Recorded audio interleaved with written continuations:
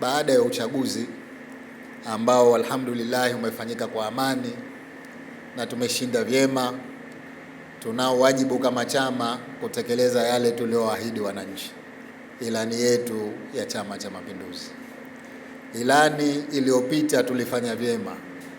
Tumejenga hospitali, tumejenga skuli mbalimbali, tumejenga barabara, tumejenga viwanja vya ndege, tumejenga bandari, tumejenga viwanja vya michezo.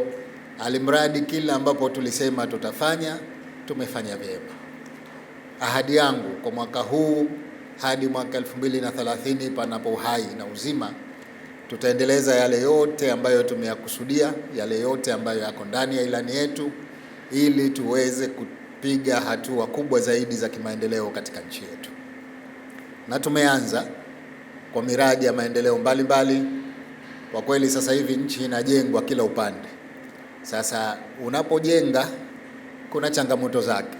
Foleni zinakuwa nyingi, matope mengi barabarani, ikija jua mvumbi litakuwa jingi, lakini ni mambo ya muda tu. Baada ya miradi hiyo kukamilika, yote tutayasahau hayo. Tuwe tuna barabara mapana kama Ulaya, tuwe tuna viwanja vya ndege vizuri, tuwe tuna bandari za kisasa, tuwe tuna nyumba za maendeleo. Kwa hivyo sisi tutaendelea kutekeleza ilani ya uchaguzi kwa yale tuliyoyaahidi, na nataka nikuhakikishieni kwamba miradi ya maendeleo mingi mikubwa tutaifanya, na inshallah Mwenyezi Mungu akitujalia uhai na uzima mpaka kufika mwaka 2030 tutakuwa tumemaliza kipindi chetu tukiwa tumetekeleza yale yote ambayo tumeyaahidi. Nasema hakuna ubaya wa kuzungumza.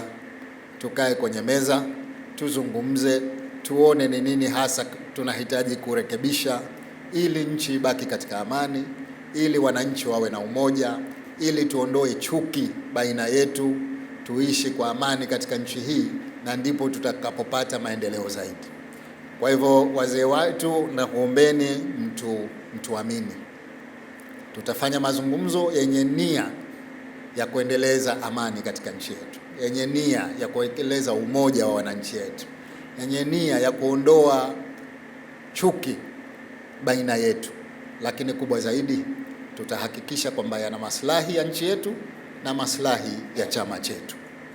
Kwa kauli moja tunakupongeza kwa dhati kabisa kwa ushindi wako mkubwa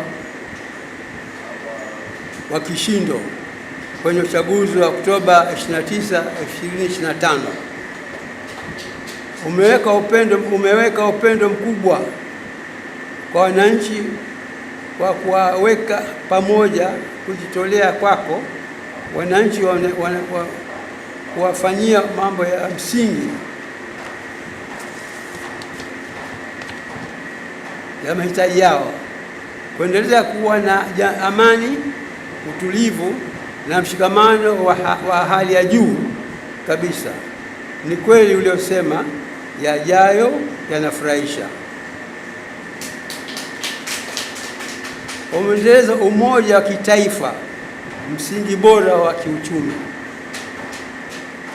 Uthibitisho leo wazi, Dr. Mwinyi, umefungua milango ya kisera kushirikiana na sekta binafsi kwa lengo la kukuza uchumi wa Zanzibar kupitia utalii, viwanda, kuimarisha bandari na kuanzisha bandari nyingine.